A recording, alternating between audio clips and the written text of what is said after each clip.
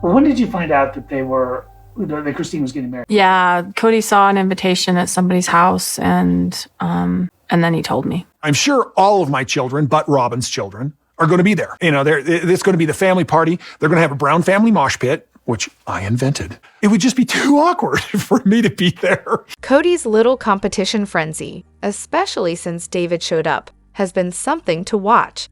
It's like his entire existence shifted to, I have to be better than David.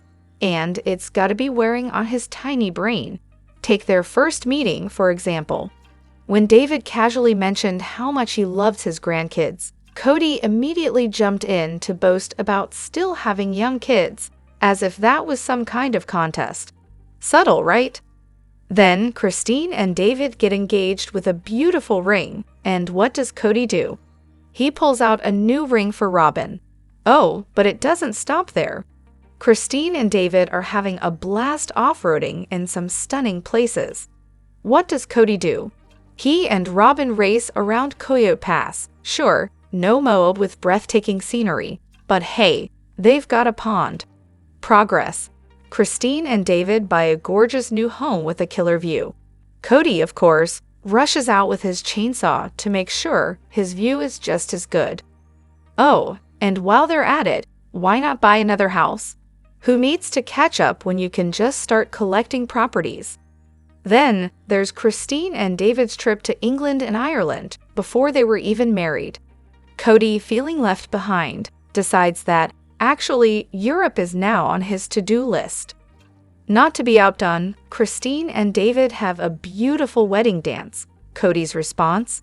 He wants to challenge David to a full-on dance-off. Yeah, that'll show him. For years, Kodys has been yammering about wanting to buy a rental property for income. Then, of course, Christine and David go and actually buy one. And you can just see Kodys' brain short-circuiting. It's like every time they do something, Kodys feels the need to one-up it.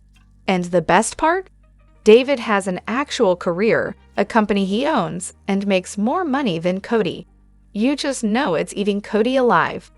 But here's the kicker.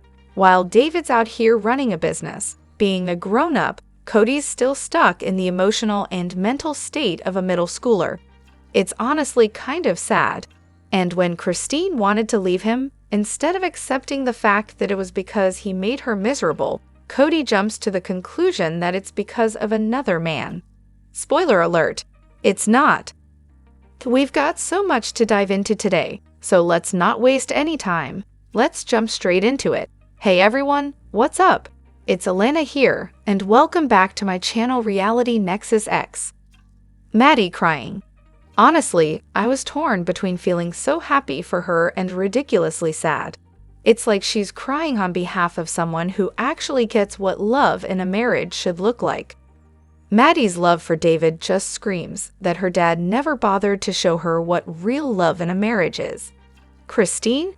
Well, she's over here proving that it's never too late to fall in love, and I'm honestly thrilled that all the girls she raised get to witness it.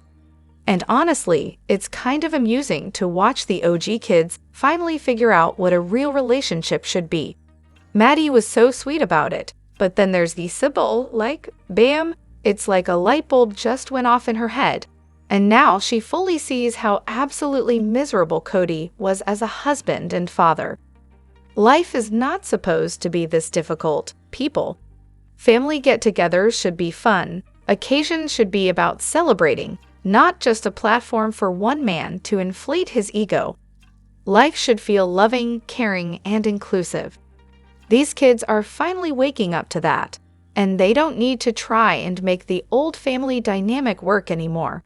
They've always been a family, just now without the drama.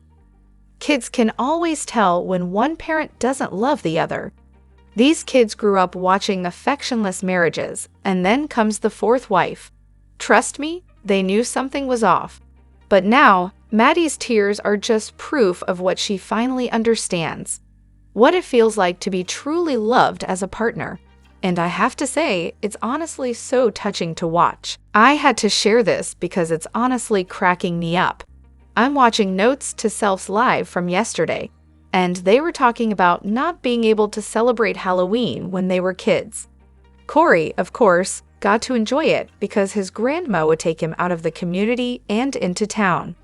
He loved it, and apparently still has a thing for all the spooky stuff. He grew up in Robyn's community in Montana, by the way. So a commenter chimed in with something like, "You didn't need to go into town for the scary stuff. You lived in the same community as Robyn." What's scarier than that? Corey's response, Robyn's mother. Yeah, he's not a fan of Alice, to put it mildly. But he didn't stop there. He followed up with, "Nothing against Robyn, except for everything I see on the show, and the fact that she's basically a clone of her mother."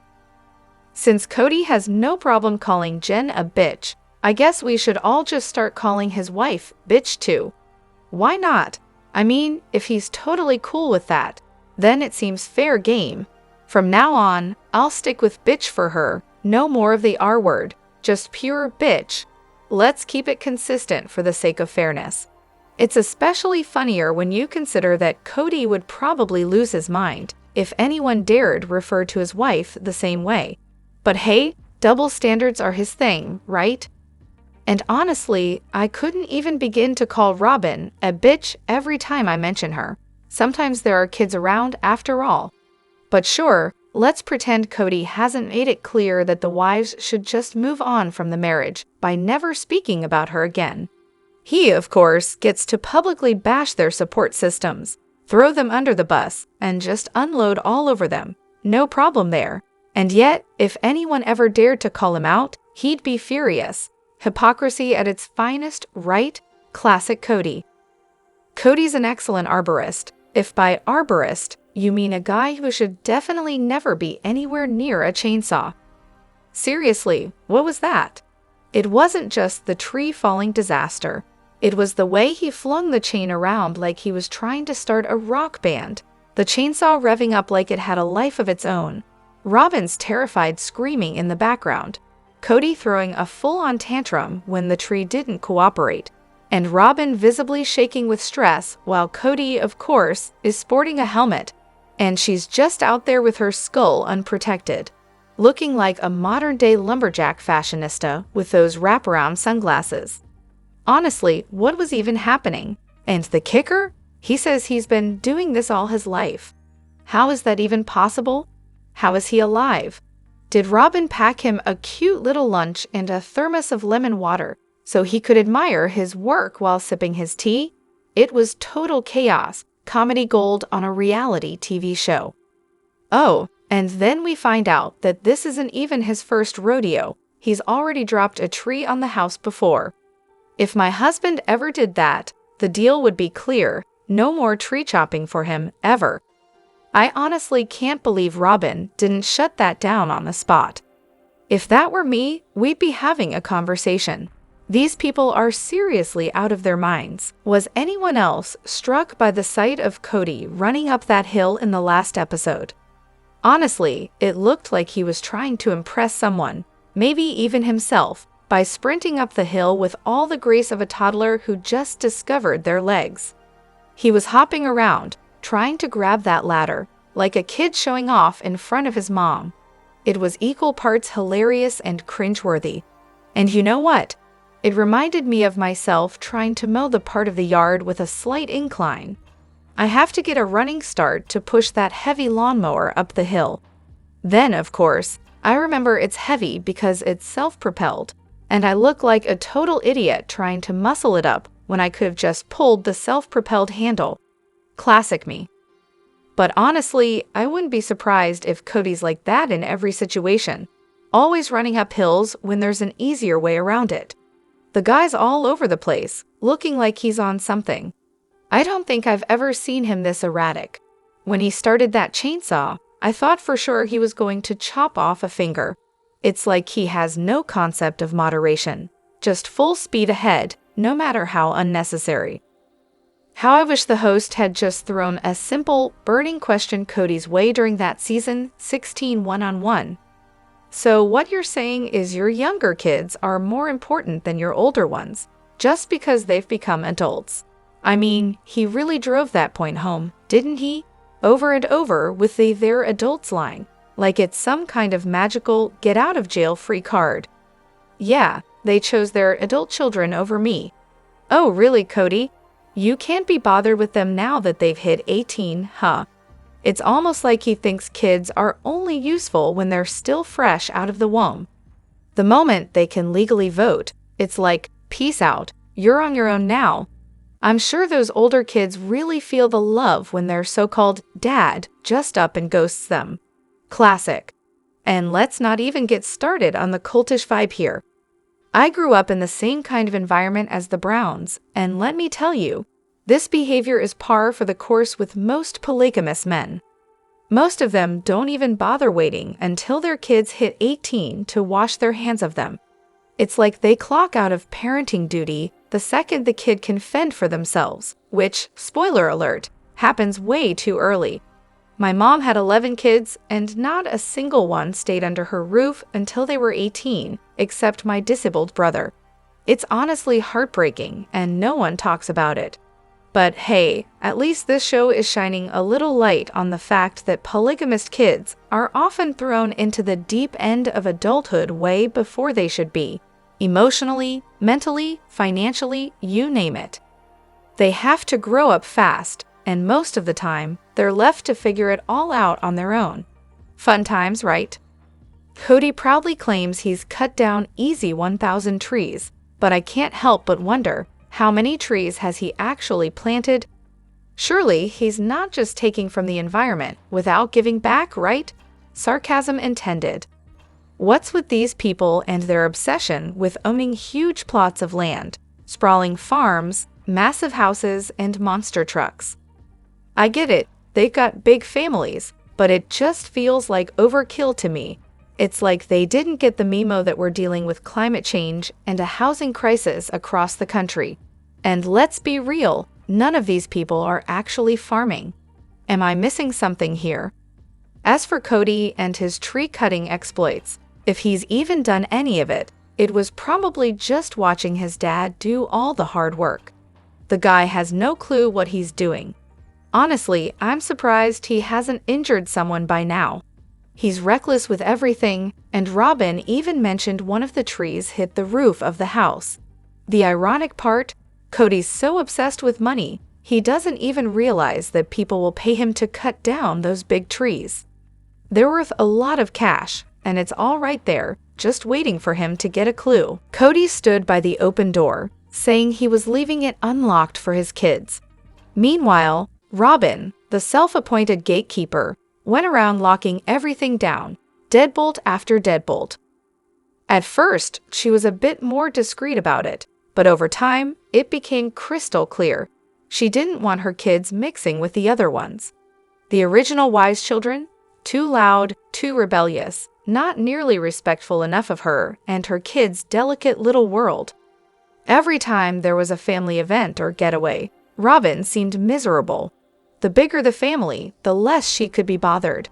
She wasn't interested in anyone else's drama, just as long as they were giving her what she wanted, and as long as the family funds were getting drained to fuel her vision of a perfect little life, her own house. She didn't care what it cost the larger family. Cody's big picture dream was the stuff of nightmares for her. One big house? A hard pass. But hey, if Christine was willing to take the heat for that, Robyn wasn't going to stop her. Then, coronavirus hit, and surprise.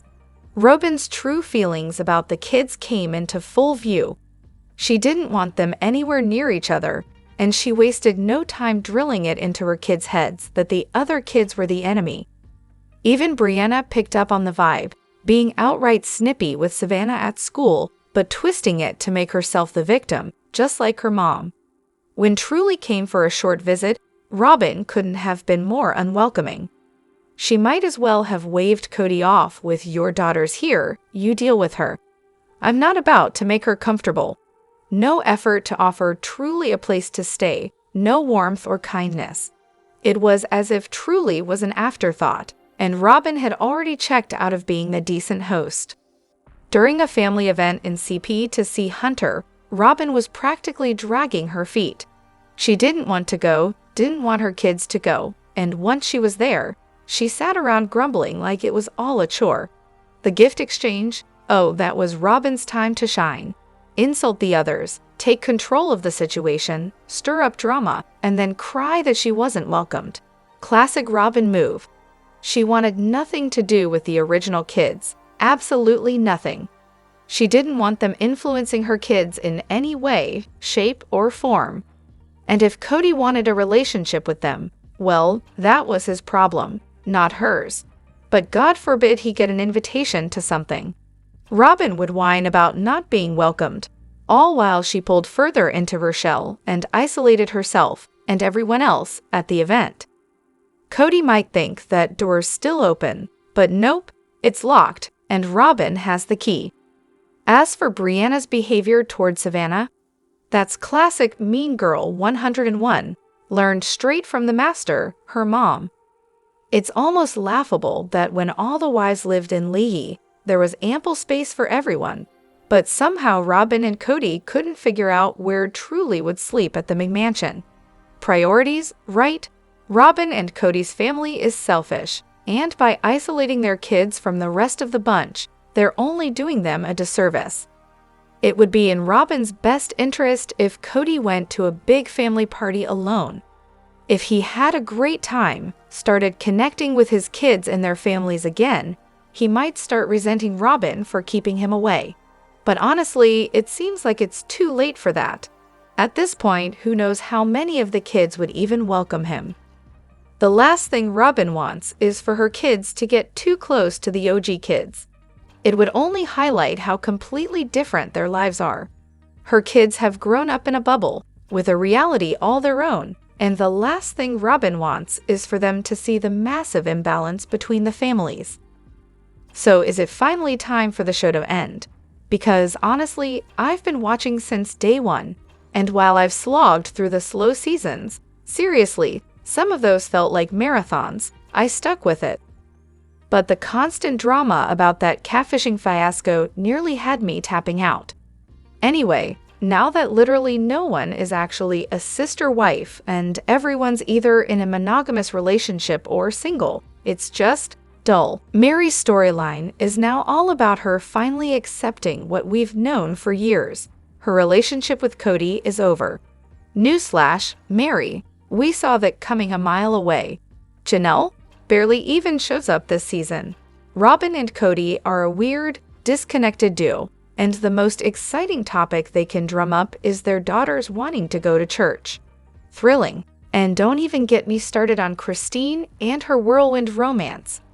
Look, I get that she's excited to finally have the love story she missed out on, but does every single moment of it really need to be aired? It's like watching someone try to convince themselves they're in the perfect relationship when it's clear they're rushing it. I mean, I'm all for her happiness, but I'm pretty skeptical about the longevity here. How much of it is real, and how much is just her desperate desire to make it work? Honestly, the only thing I care about now is how they're going to split up the finances and Koya Pass. Other than that, it's time to pack it up. Let them live their fairly normal and boring lives, just like the rest of us. For the tree felling incident, what a spectacle. Seriously, so dangerous? Kody's behavior during that whole ordeal was absolutely cringeworthy. I mean, let's talk about all the safety violations, shall we? It was like a masterclass in how not to take down a tree. They had barely enough people, no clear plan for where the tree was supposed to fall, and don't even get me started on that tiny chainsaw.